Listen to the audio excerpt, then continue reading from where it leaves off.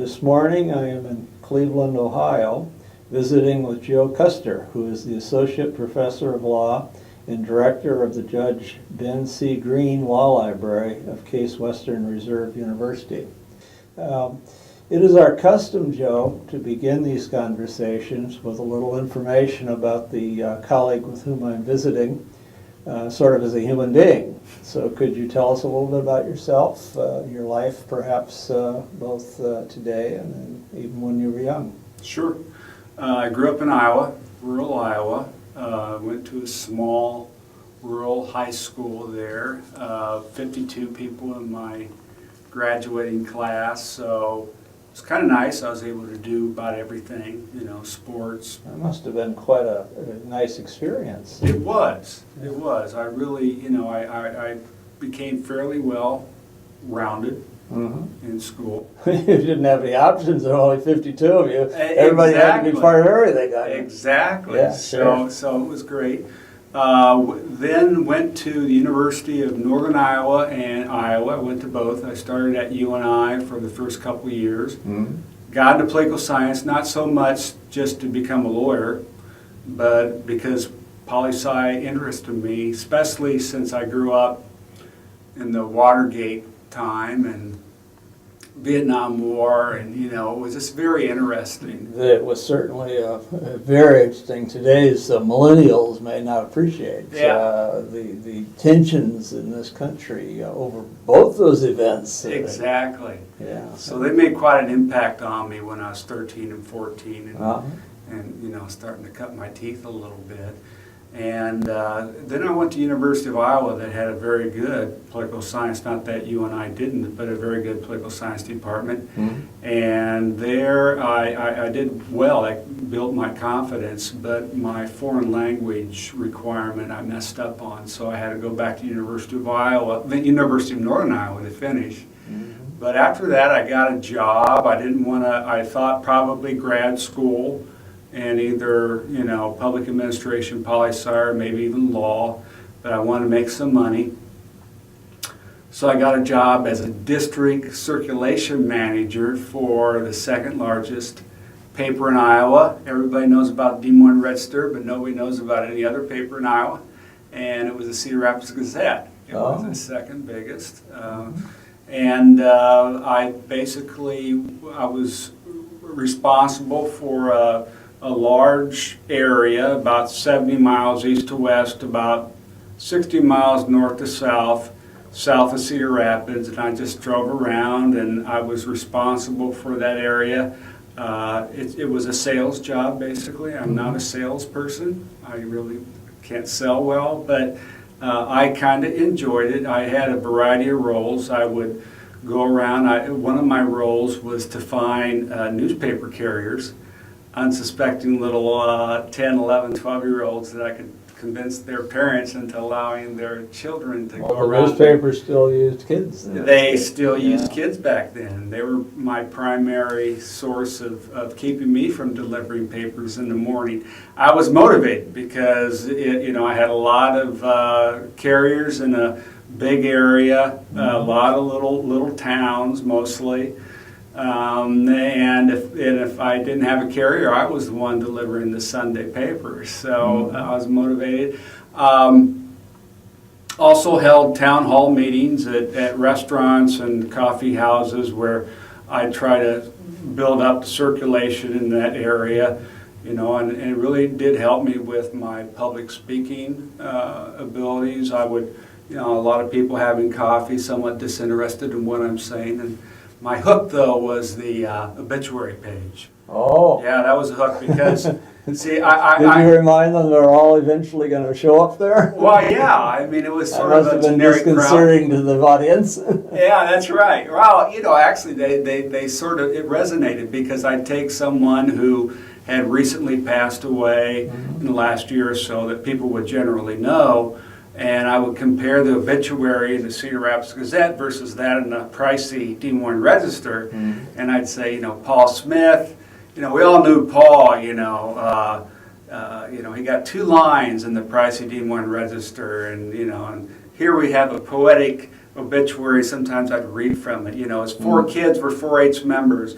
Little Joey became a veterinarian at the Iowa State University. And the newspaper dares charge these poor grieving families for these long inserts. Well, that's right. You can't have that in the Des Moines Register. You're going to get that information in the Cedar Rapids Gazette. So you can get it in the other one if you want to you pay can, for it.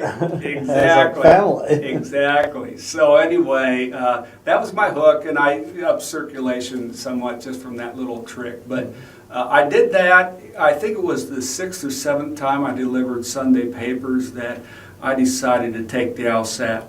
And, you know, I did all right. My sister had recently graduated from the University of Arkansas at Little Rock. She married a man in the Air Force captain. He was stationed in Jacksonville, Arkansas, which is right outside of Little Rock.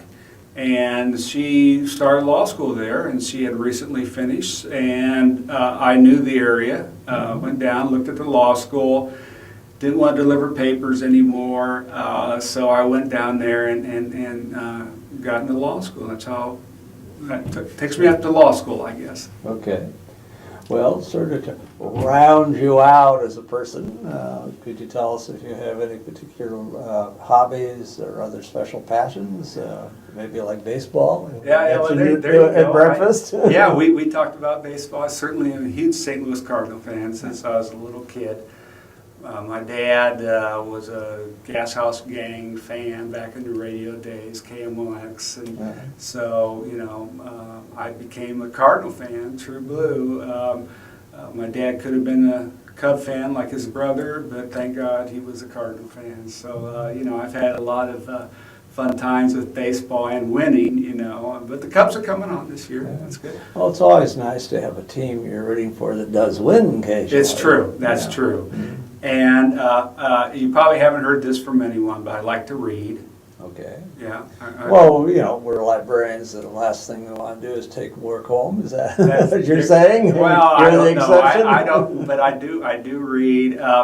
And music has always been a passion of mine. You know, went to a small high school, got involved in chorus and band. I was fairly good.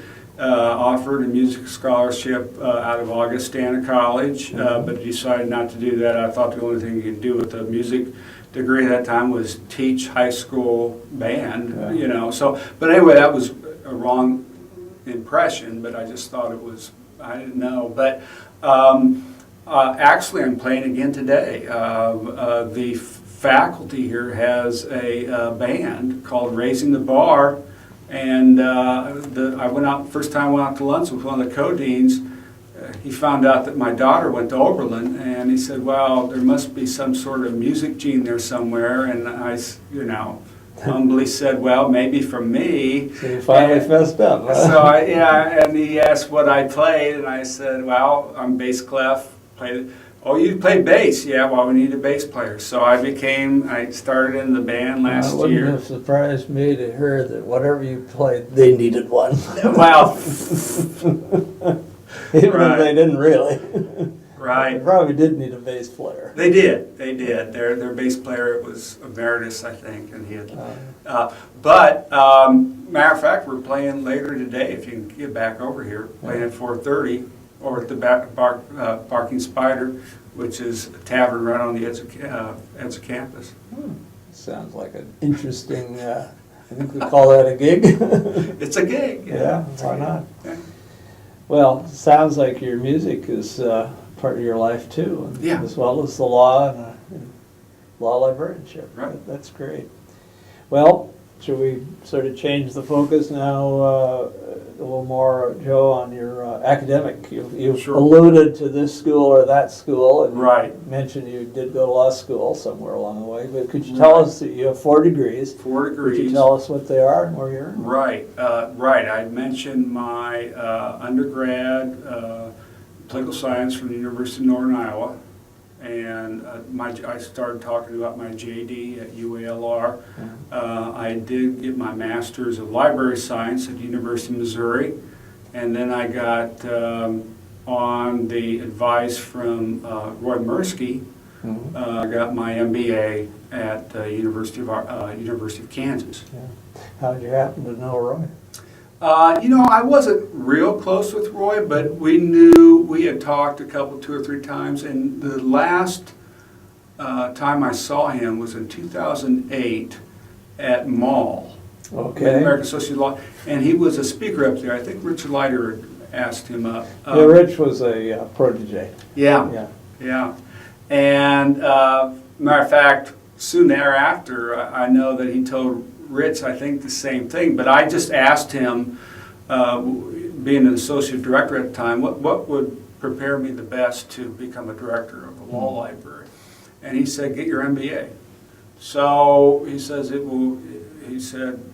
basically the other degrees don't get you ready to, in his opinion, to administer a law library. And I'll just say, I don't know if I'd say that, but it was very beneficial to me.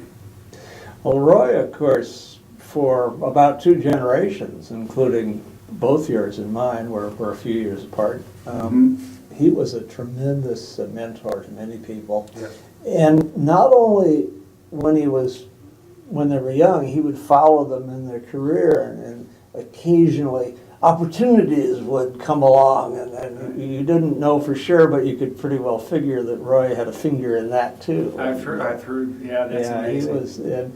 He had a gruff side. He's sort of the persona that he had to the outside world, was that he was tough and rough, and yet behind the scenes, he really cared about the people that worked with him and helped, and that he was helping, and right, in all the right senses of that term. Yeah, I know. He had that persona, the short man who's tough and kind of like. And this isn't a bad joke, but kind of like Stalin, I guess. I guess Stalin was 5'4" or something. Truman said he would actually look over Stalin, and I thought that was interesting. Truman wasn't a tall. He wasn't a tall guy either. No, but not saying that. Like you said, I thought Roy Mersker was a warm guy, unlike Stalin. He did a lot of favors for me in my early years. Oh wow! Always had a high regard for him. Yeah, he was very nice. Yeah. I noticed when preparing for today's conversation that you, once you got out of law school with a JD, you became the director, or actually when you got your library degree as well, you became the director of information services and / attorney for the firm of Gage and Tucker in Kansas City, Missouri. Yeah. You were there about 4 years. Could you tell us a little bit about that experience and sort of what you did? Sure. I got the job, actually. I went to library school in the course of 3 semesters, spring, summer, and the fall. I did my practicum during the summer at the University of Missouri. And back then, you had to go to campus for at least 1 semester. So I did it during the summer, did the practicum then, got a little bit, that's where I heard about the job that summer while I was getting my practicum. I applied for it, and I actually got the job pretty early in the fall semester. So it was nice and my wife appreciated that, because she thought I was going to be an attorney, and now she's thought, well, he can still make some money. But so anyway, and it was attractive to me because they asked for the Masters of Library Science, but also a preferred JD. It was written in such a way that it wasn't a requirement, but it was highly preferred. And that interested me because when I interviewed, I knew that I'd have the opportunity to still practice some. And when I say still practice, I did. For a little while. I was a public defender, my first job out of law school. So I did practice a little bit, but then I was becoming a little bit miserable with that. It really wasn't my cup of tea. And even though I planted the idea, I got married my 2nd year in law school. I planted the idea with my wife at the time, because I was working in the law library. Hey, there's this cool profession I could really get into. And my wife said, no way, no, you're done. Okay, so I gave that up at the time, but when I was doing, practicing a little bit, and not a little bit, but a lot, and really not really enjoying it much, I think my wife became much more, well, she did. She came much more to the idea that I don't know if I want to be married to a guy who's working all the time and miserable, you know. So she actually started to come around, and then she found out I could defer my school loans again. So I went back to library school, got out of that public defending work. I did a little contract work on the side because a couple of people I knew from my practice who were on the defense side, which is interesting, but you know, helped bring in a little money. This job appealed to me because it still would allow me to keep one foot in the practice area, even though I found out it involved no client contact, and it was just basically research. And I was on one team, the labor/workers' comp team, but so most of the time I was just managing the law library. It had one of those, I mean, you probably remember the current kerfuffle about, you know, the name of the association wanted to take law librarian out of there. You know, I had one of those cool names back in 1991. You know, I was Director of Information Services, you know, but still everybody thought me as the librarian there. And I really had little to do with IT, very little. It was mostly electronic databases. That was how they were bringing the information component in. Well, it's interesting, a law firm specifically looking for a double-degreed person, because for a long time, many of them tried to recruit MLS graduates, but they were nervous about JD people coming along. Right. They might somehow want to slip into a partnership through the back door. Right, something. and they made that clear to me. You know, so I had no, right from the get-go, I had no aspirations to become a partner there. Yeah. They did build me out as an attorney, as a low-level attorney. Yeah. But, Well, sure, I mean, they're Yeah. a money-making operation. Right. And it was in your interest to have them be able to build some of that. Right. Yeah. On the law library end of it, though, I really enjoyed it in that, you know, we had a small staff. I had another person and a half-time person, and so I really got to know all parts. It was back then it was a big firm with 100 attorneys. Yeah. So I got to know, you know, how to do everything in the law library. You know, public service, tech services, everything. So you started out as a law librarian in the firm world, private law firm world. And I think you've partially answered how you kind of gravitated to become a law librarian, but did anyone in particular, you mentioned Roy Mirsky, and perhaps he had such a role, did anyone in particular have a role in helping to sort of acquaint you with this as not a bad way to earn a living? Yeah. When I was working as a defender, it was out in Franklin County. I don't know how familiar you are with St. Louis, but that's an outlying public defense office. So it wasn't quite as crazy as it was in the city. Oh. So, but still, I lived in Kirkwood, which is right next to downtown. So I go down and use the St. Louis University Law Library. Mm-hmm. And I got to know, just from being there quite a bit, Betsy McKenzie and Jim Millis. Oh, yes. Yeah. And Names I recognize yeah, immediately. right.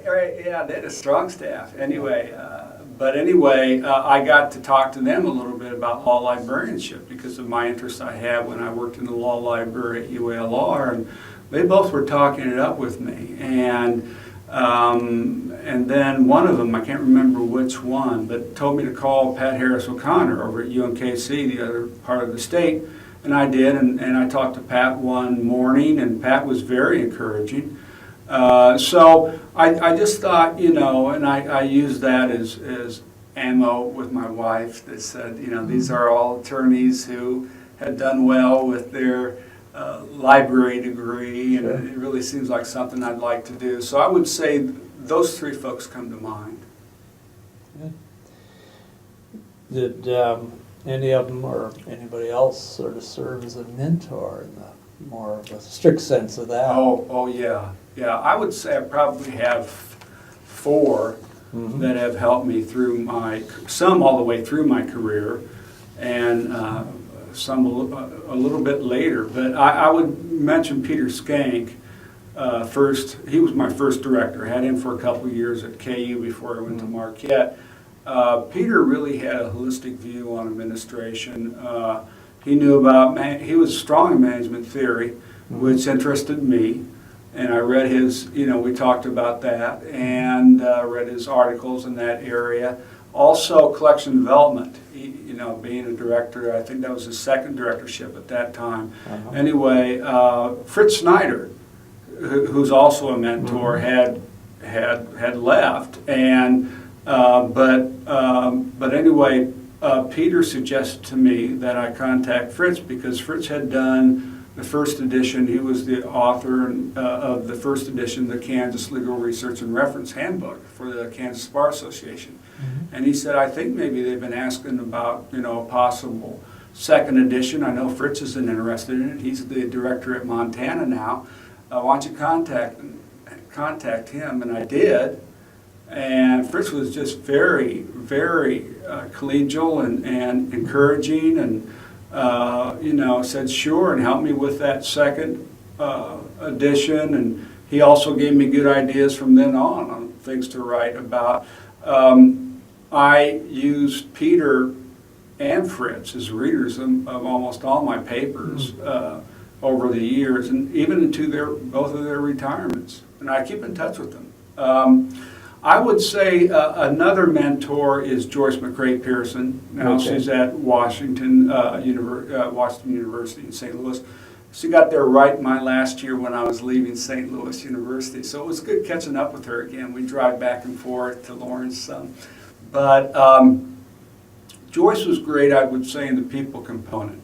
Very good on personal interactions, relationships. I remember in the trenches there where she was as a director, there would be times when I could witness this, and she talked about it some amongst her small group of people she confided in about certain personalities and so forth. But when I saw her out there in public or with the administration or whoever, faculty members, she was always the utmost professional and collegial. And I asked her one day, I said, Joyce, I just saw you with so-and-so, and I know that this person just has, been giving you grief.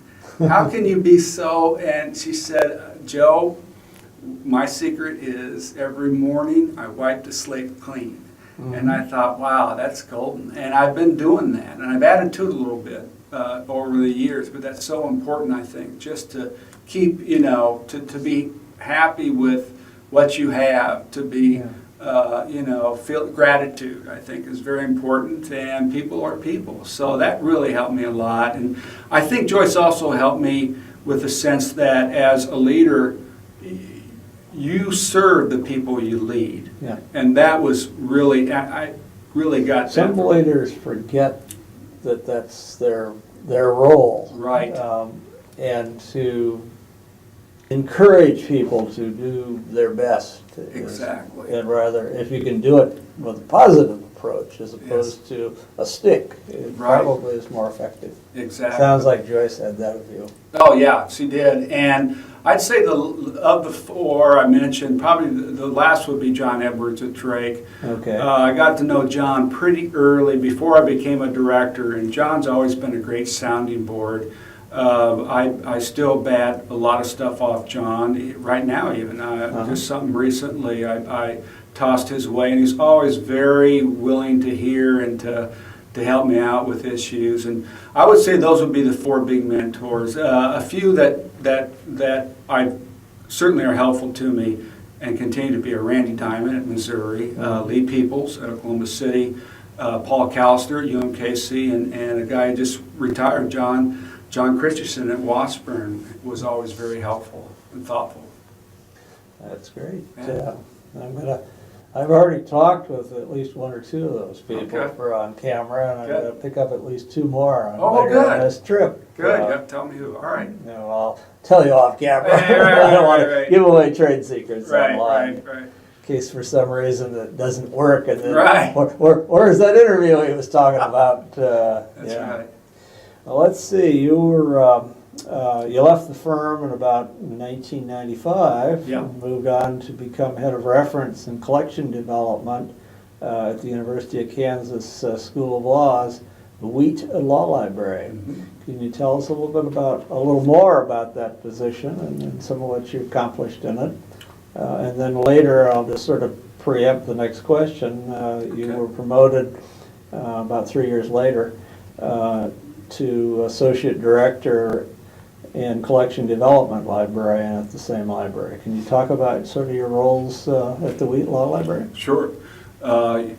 I almost didn't apply for the academic position at the University of Kansas Law School. I actually applied, I got my application postmarked the last day. I remember it was a Friday afternoon. Rushed down to the downtown and got it in time. But it was in my haste. I didn't even sign it. They noticed that later. I didn't even sign my cover letter. So impression had to be low. But or they just took a realistic approach that he must have been awfully nervous. True, or very last minute. And I think I was very last minute. I wasn't unhappy at the law firm. But I always thought in the back of my mind that I might want to be in academia. So I did put it in with some mixed emotions. I didn't get called or anything, and I thought it was, okay, that's fine. But then really late, it was, I think it was June 20th, I got a call at the firm, and it was Peter Skank. And I said, gee, hi Peter, first time I talked to Peter. And he said, we're interested in you coming in and interviewing. And I knew it was like July 1 is when it started, so I thought, okay. So the next day, he said as soon as possible. So the next day, I think it was a Monday, next day on a Tuesday, I went in. So I knew something was going on. And I wasn't that familiar with academia, but I mean, something had happened.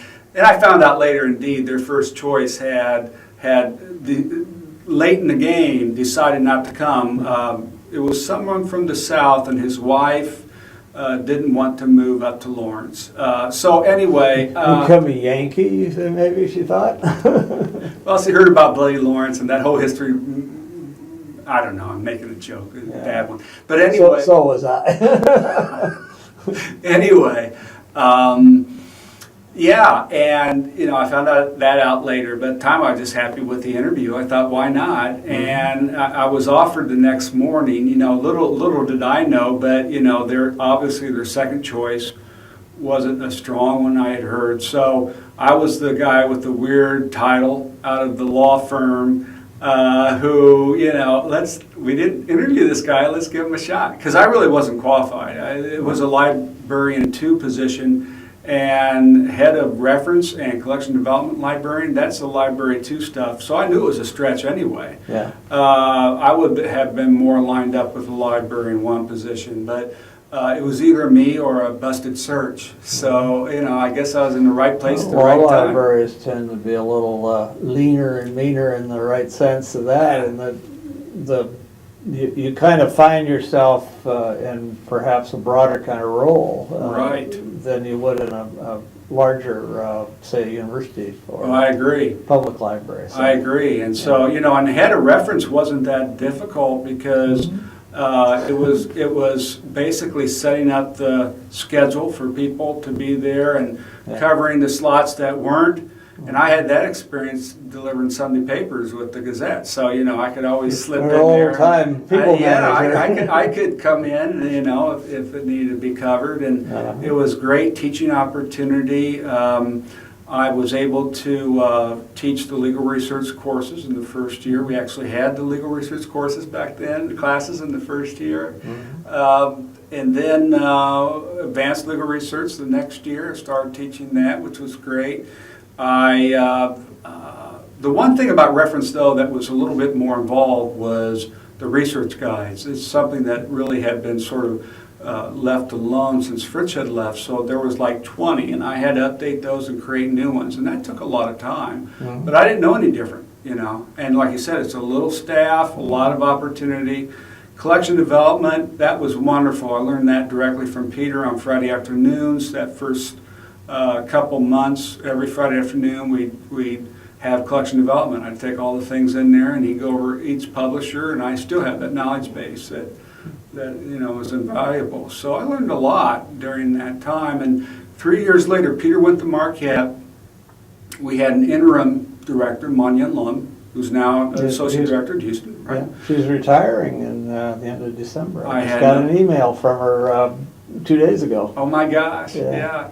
Because her conversation we had on camera goes up on Hein Online at the end of this month, so I had sent her a heads up so she would be was going to be there. Well, that's great. So that triggered the fact that she's retiring. And, oh my gosh. yeah, going to be moving back to Kansas City where her husband. Well, good. Yeah, they've had a long distance relationship. For yeah, she's been back and forth. The airlines will miss her. That's right. Well, good for her. Yeah. And she was the interim, but Manyan had not yet gotten her law degree, which she did. And she was starting that. So Joyce McCrae-Pearson got the position, and Joyce wanted me to be the associate. And I remember her telling me when she offered me, and I was very happy, and you know, and she said, what you're going to be doing is a day-to-day, so frees me up for the other stuff. And I know exactly what she means now. And anyway, I did then too. I had a good sense. But I was able to give off the head of reference duties. And collection development, I stayed with that, so that kept me honest on Friday afternoons. That's when I would do the collection development. Well, about 10 years after you moved up to associate director and collection development librarian, you were again promoted at Kansas. And right. You became associate director and head of technical services, which right. I would think was sort of a dramatic change. You would think so, but I had a little bit of a taste of acquisitions and so forth in collection development. And it did involve me it was a personnel change in the library, so it involved me taking over being the direct for 2 more folks, and one of them was a cataloger, and that certainly was a shift for me, but it really helped me later on when I became a director. So you understood what cataloging is all about. You know, some of the directors I have heard, catalogers at least say, don't have a real idea what we do anyhow. But the reality is it's very important. Very important. Yeah, it's very amazing. Technical work. Exactly. Yeah. And even with metadata being so important now, but some library schools I hear, Patrick, don't even offer cataloging anymore. Well, they don't? I heard that. No. You know more about the library schools than I do, I guess, except that I know a lot of them have broadened to their focus to include other types of information technology. Right. And that's maybe probably that's part of it. Prudent on their parts, because the campus accepts them as more of an important component than they might otherwise be in today's environment. Right. You know. Well, you were in that job for, a couple of years, and then around 2010, you moved to Missouri, where you became the director of the Omar Poos Law Library at St. Louis University, and an assistant professor of law. Now, with all that teaching you had been doing earlier, you didn't have that title yet, but now you did. Right. Could you tell us a little bit about your experience there at the library in St. Louis? Sure. Yeah, I'll always be grateful to that university for bringing me in as my first director position. I was there for 5 years. I would say probably the biggest achievement I had there was moving a law library. We moved from the Midtown campus at St. Louis University downtown, close to the law firms and right across the street from the courts. And that was significant. And it had happened during my second year there. We had a dean at the time, Annette Clark, who became the dean at Seattle.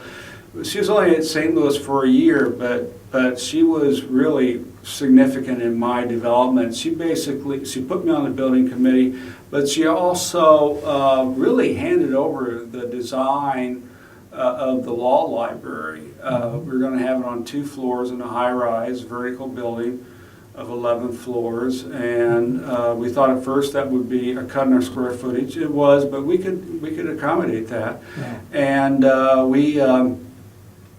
she sent me around to different law schools to look over the newer law schools, to look over their designs. I ended up using the Thomas Jefferson design.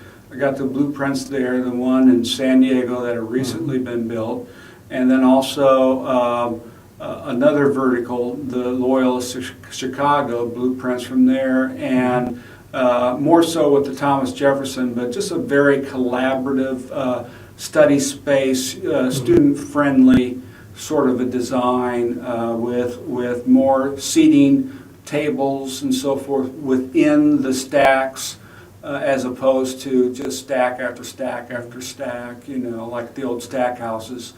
So I think, and some nice, the new building was great in that it offered a lot of light, a lot of Sort of wow factor. An We had inviting environment for the students. exactly, exactly. A nice Well, you know, study. libraries today, from what those of you still active in the profession, since I'm retired, you know, gotten rid of a lot of the traditional paper and True. converted to, you know, digital. Right. And that's got to translate into the library becoming focused a lot more on becoming a nice environment for doing the research and study. Yeah. Yes. A Exactly. little less, you know, rigid about such things as having coffee and such too. Right. In a good place. Right. Exactly. Yeah. The second thing I think I'm proud of is the relationship we established with the Civil Courts Law Library, which is right across the street. It's a gorgeous law library. It has the oldest collection, law collection west of the Mississippi. It's just an amazing collection. But it's housed on the 12th and 13th floor of a vertical building that was avant-garde, built in the 1930s. And Yeah. it's just a beautiful building. It has gold ceilings and just wonderful carols and desks. It's just amazing. But on top of that, it has a nice budget, because in Missouri, state statute is that the law library gets the filing fees. So it has a healthy budget. And there are enough filings still. And in a city like that, there's enough filings. As I understand, in some libraries that were dependent on filing fees, alternatives to litigation came in a little bit more than they hoped to, would happen to at least fund them. Yeah, They weren't exactly. getting the fees. Right, and now actually that statute has changed. My last year there, now you have an alternative to give it to the law library or to a domestic court, family court.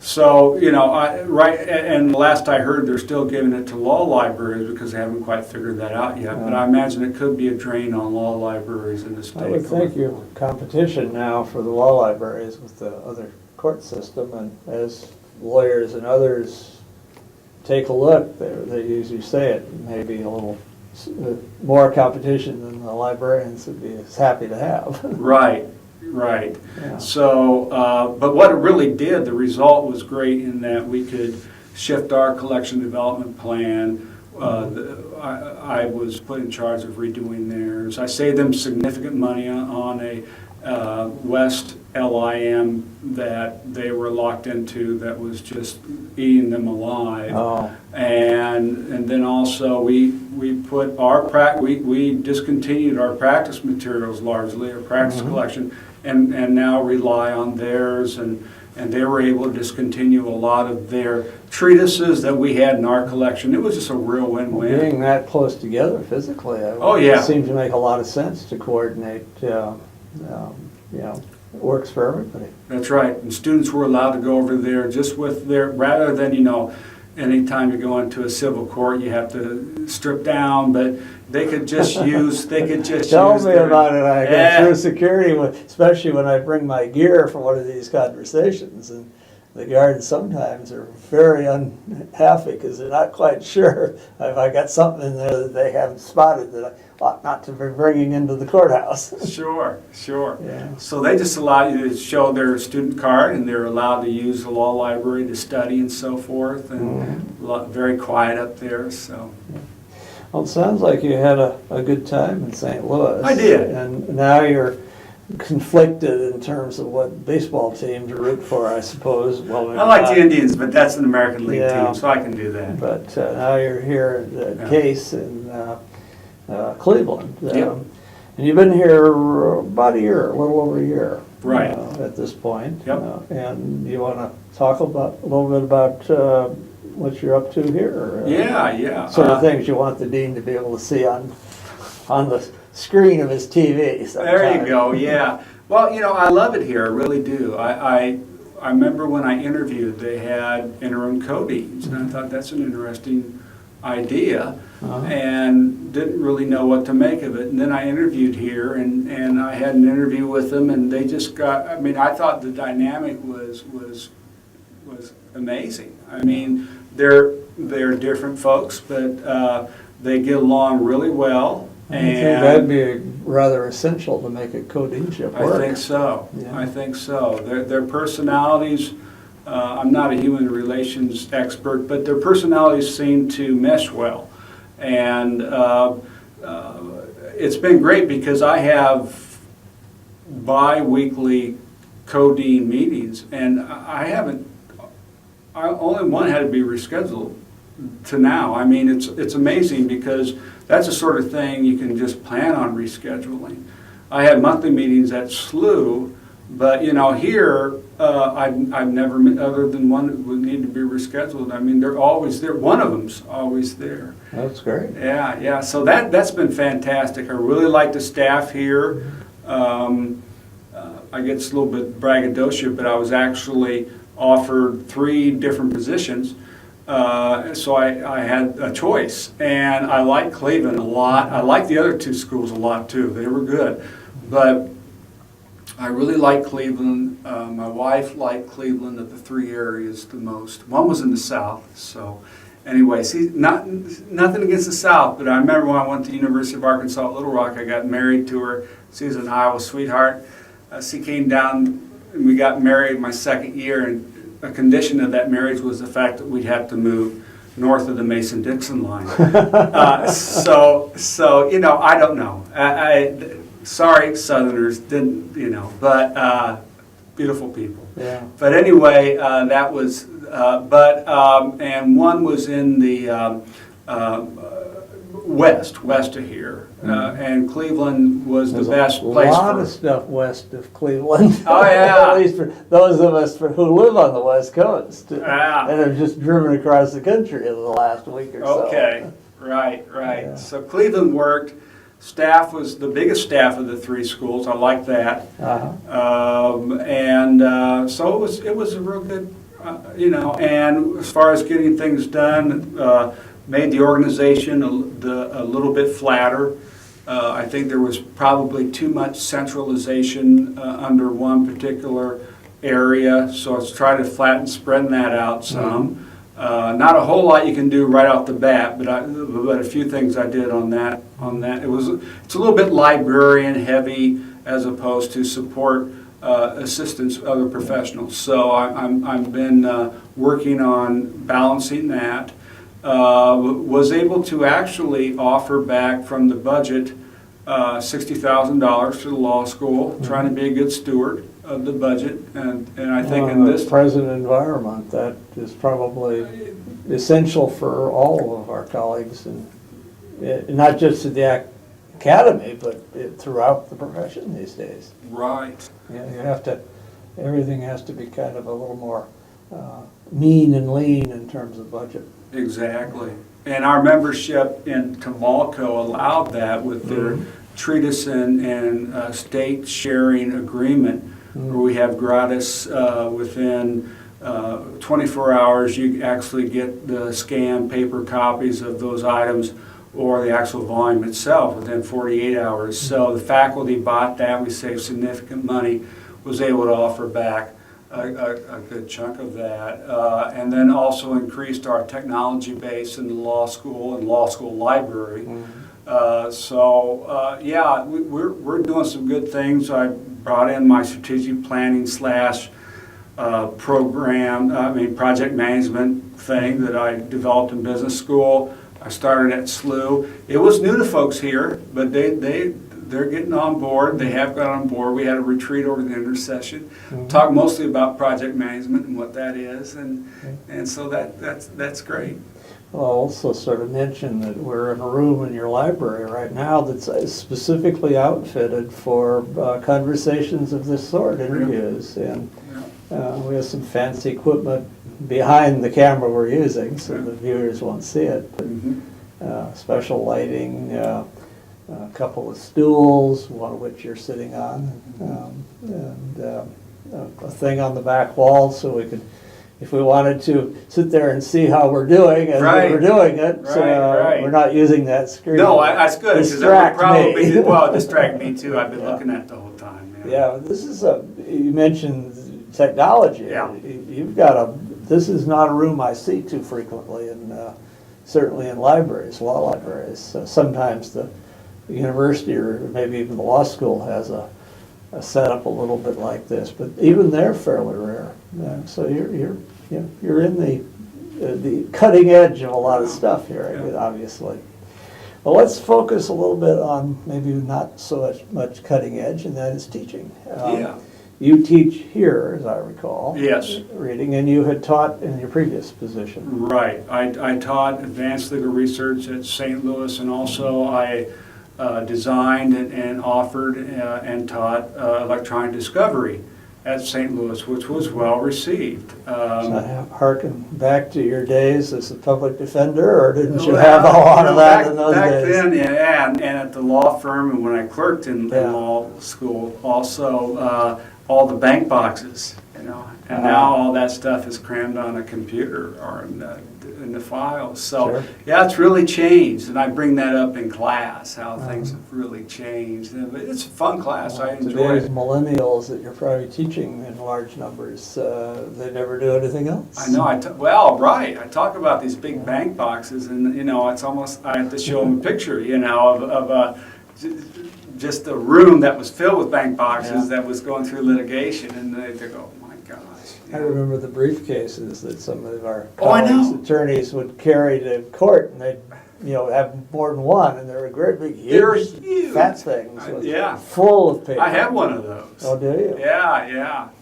A relic, perhaps, of the past. I don't know. Maybe they still bring that stuff. Well, maybe so, but I tell you, those were heavy duty too. Yeah. Well, I know the lawyers I see on TV and the fiction all have fancy computer terminals. That's right. And so That's right. And their attaches are pencil thin. So yeah. Well, times change. Technology moves along and empowers us to do things perhaps certainly differently and probably better. No, I agree. And I'm teaching advanced legal research and electronic discovery here too. So. Well, that's great. You must have some views about law library directors teaching then. I ask do. you a little bit about, express some of those thoughts. Right. I think it's very important that we are teaching faculty. I know, especially with the recent changes in ABA Standards 303 and 304, with the experiential component. I think that, I remember when I graduated from law school, I really didn't, it soon became apparent to me that I wasn't prepared to practice law.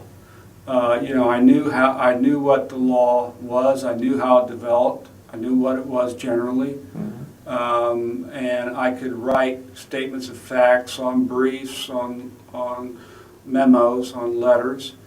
But if you had asked me to marshal facts with the law itself, I didn't know how to do that.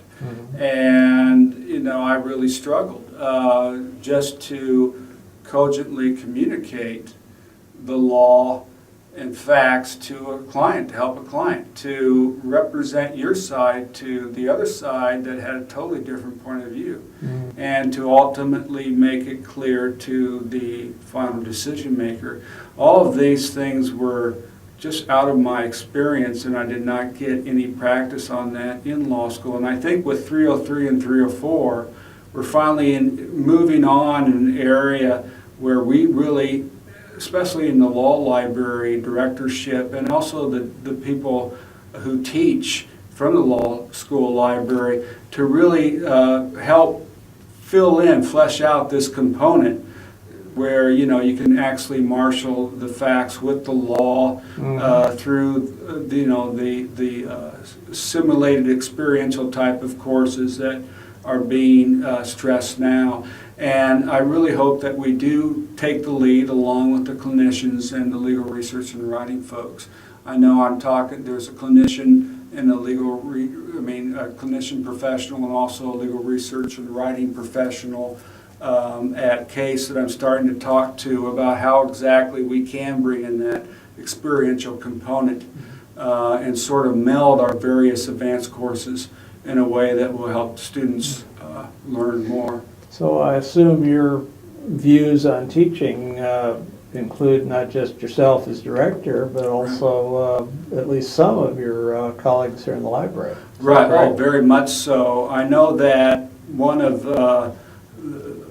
our law librarians here are all excellent, but they do not have, since we don't teach the first year legal research component, some are asked in by, they're called LEAP professors, but they're, more than just, they have a leadership component too. So it's not just the old legal research and writing model, but they do ask for the legal research component. They do ask some of our librarians into their classes to teach that.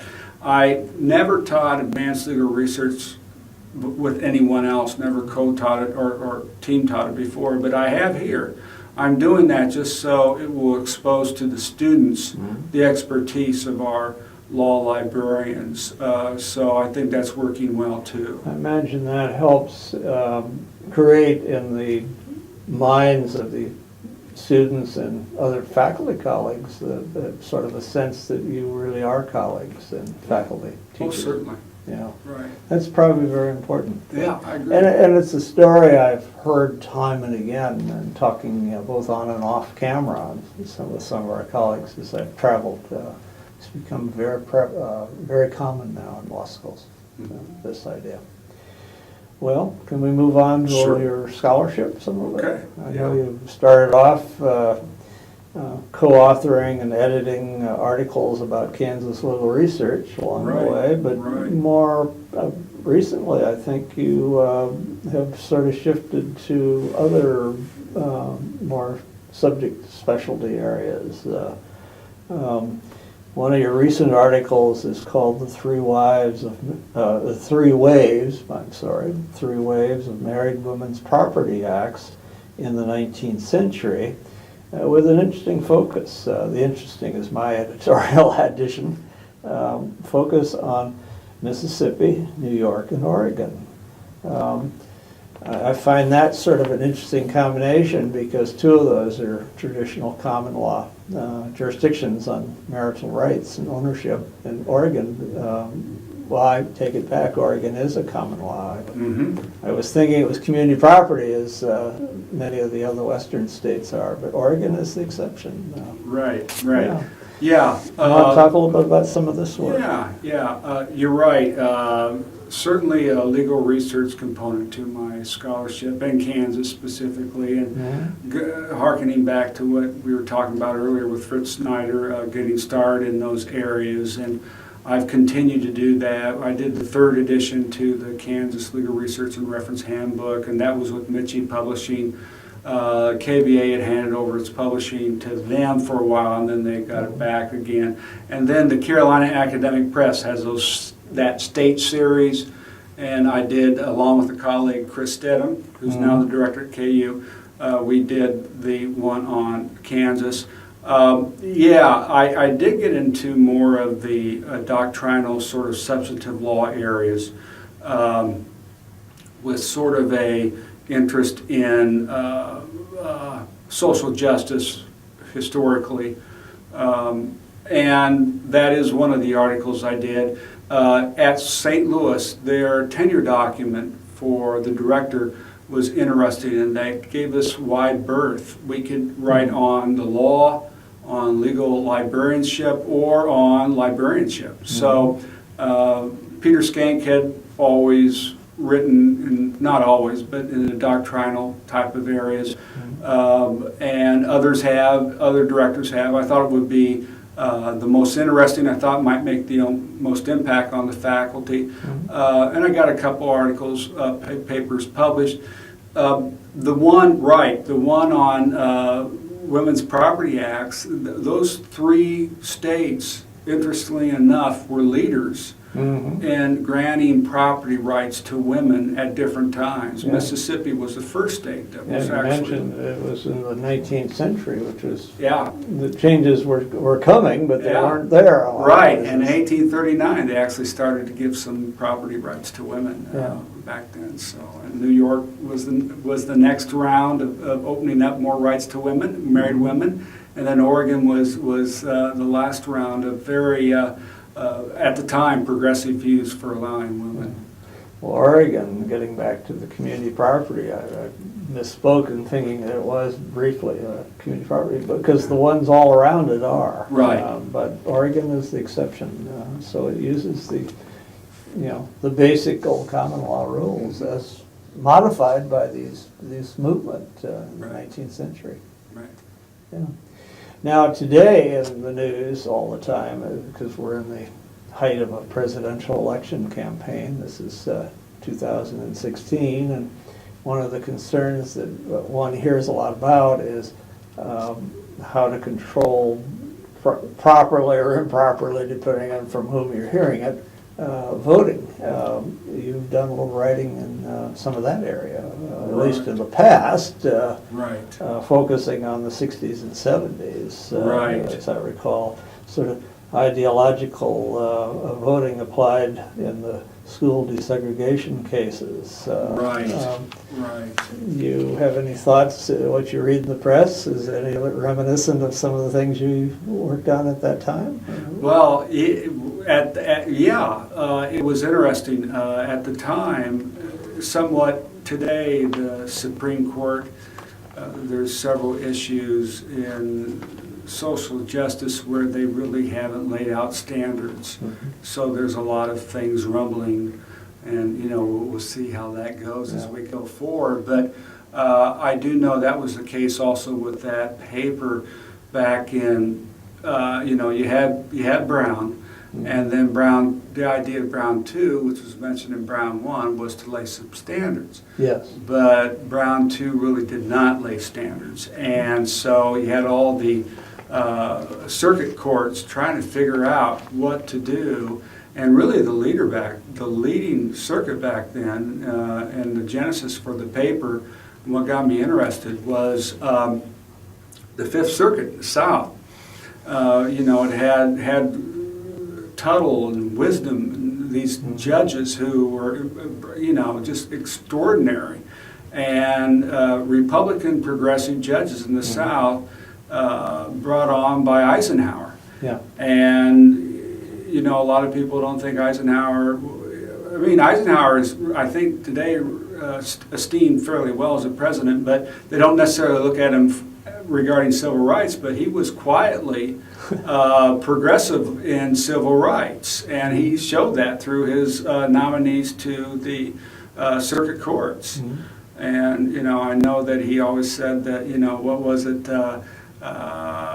Brennan was his worst mistake he made, but he really did bring on. So he also appointed the Chief Justice of the United States, who presided in the Brown versus the Board of Education case. Exactly, and I think maybe it was him. Nice conservative Republican former governor of California who came on the court and presumably saw things a tad bit differently, perhaps. Right. Because of his change of role. Right, and it's interesting. Warren talked very negatively about Eisenhower later, and Yeah. Eisenhower never rebutted, but a lot of scholars say that that was, and the things that Warren said that Eisenhower said to him, they were never verified. Nobody else heard these things that Warren said that Eisenhower told him. So it's always up to people get old, and they sometimes have memories that are not quite reality. And Right. who knows what was Right. except maybe the two of them. True.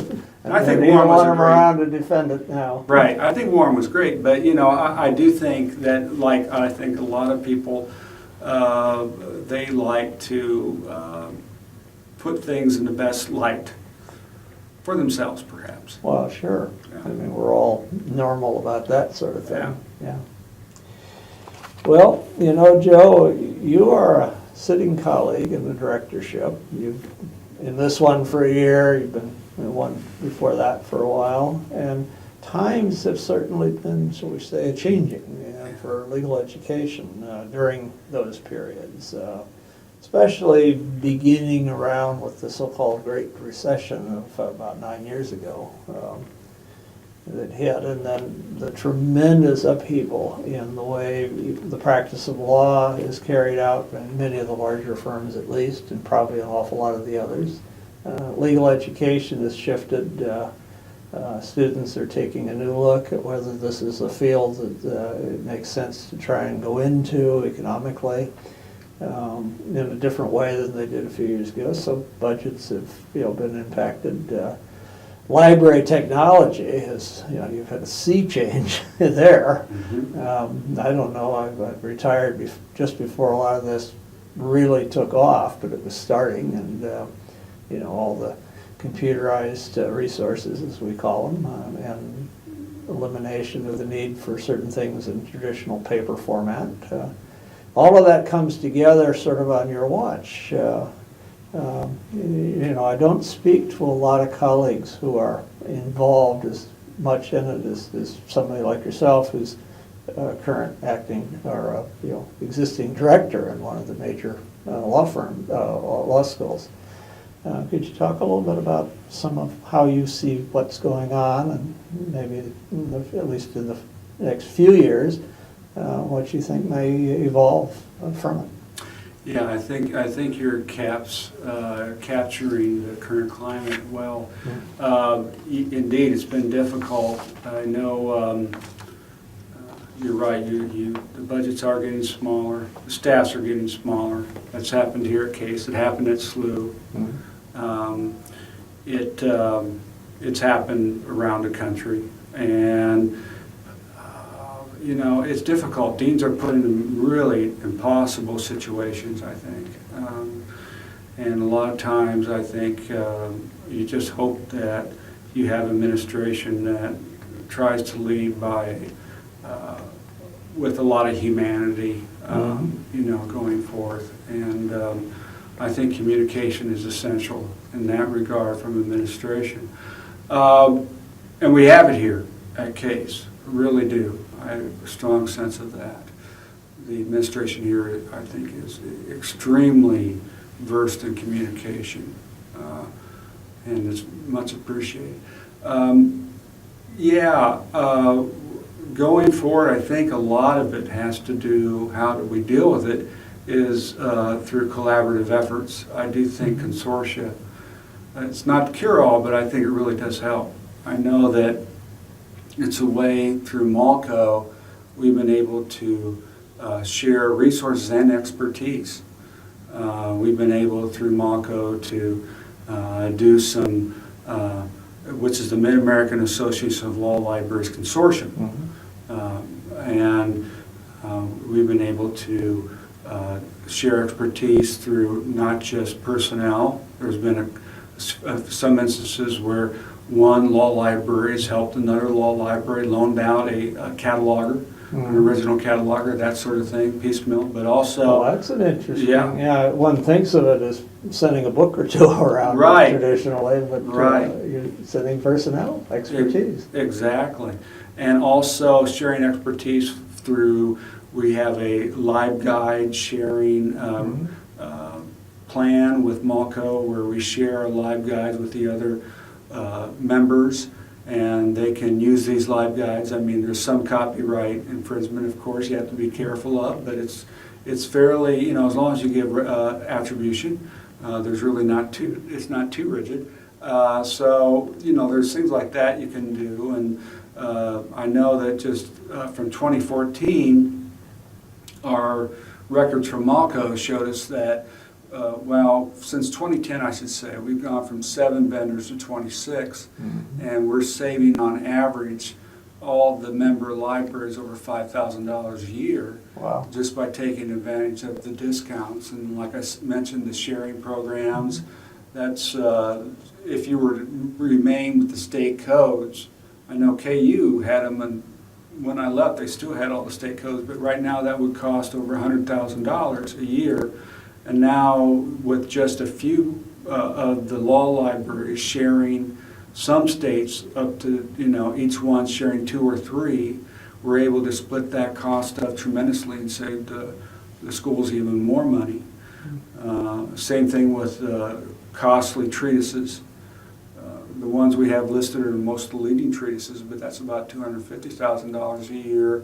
That it's hard to believe, but some libraries used to have all of those major treatises. Well, that in was their enormous, collection. especially in the days for the academy when the accreditation required possession, Exactly. not access as they do more today. Exactly, and one of the things in the latest standards, I know you're aware, is that access can actually come through consortia. Yes, Right. yeah. So And that took a tremendous change of thinking on the part of an awful lot of people outside of the law library world, no, as true. well as our own colleagues, our own selves. Right. Yeah.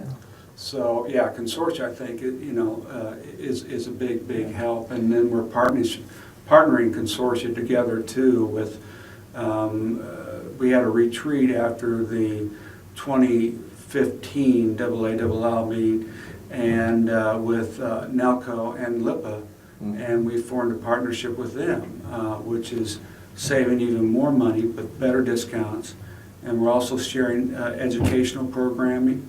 I know we had a Nerd Know-How series on productivity through software and computers that had 9 webinars associated, and all 3 association members could take part in that. That was paid for.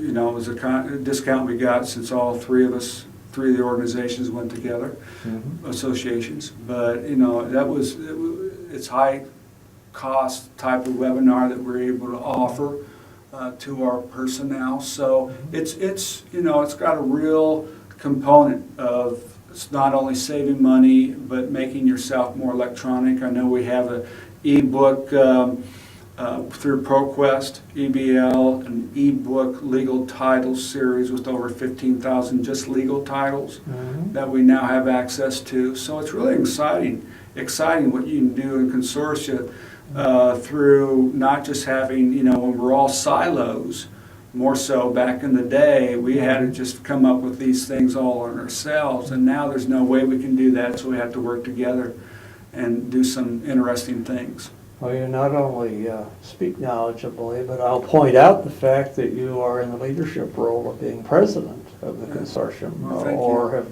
maybe just finished as the last I Yeah. saw where you were the president. Yeah, it's a 2-year term, and I was fortunate enough through the help of individuals like John Edwards at Drake, who's always been a leader in Malco. He helped. I mean, I was just a new president, but he was our sage partner who helped drive through Malco's row along with Susan Goldner, then the executive director. We have a fine executive director now, Corey Dugas, but who helped work with the other 2 associations to create this partnership that's so exciting.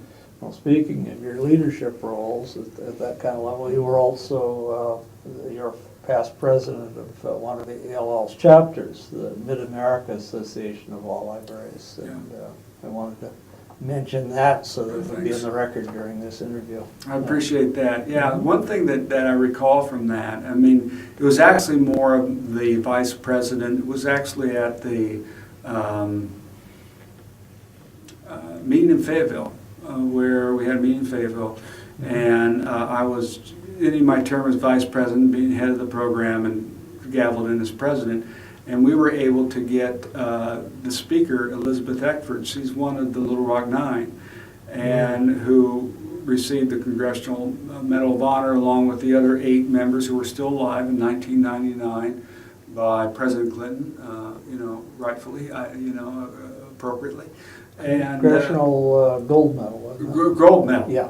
Right. Not the not the not honor, military. not the one that Stan Musial got. That's right. Didn't he get the Congressional Medal of Honor, Stan Musial? He and someone else? I don't know. Sure. Well, anyway. There are 2 awards, one is You're right, it civilian, was a one gold is medal. military, No, yeah. sorry, you corrected me on that. No, I remember, yeah.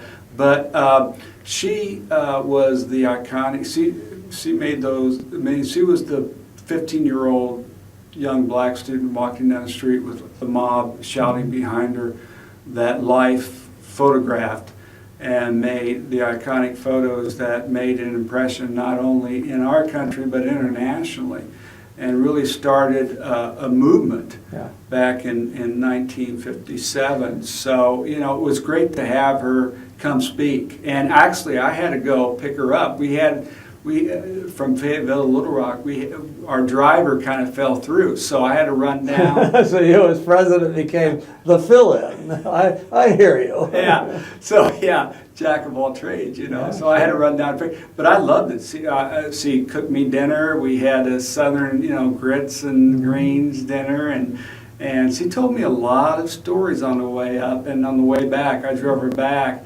And really some that I really can't talk about on camera, but it's just very interesting hair curling anecdotes about what the South was back in that time. Yeah.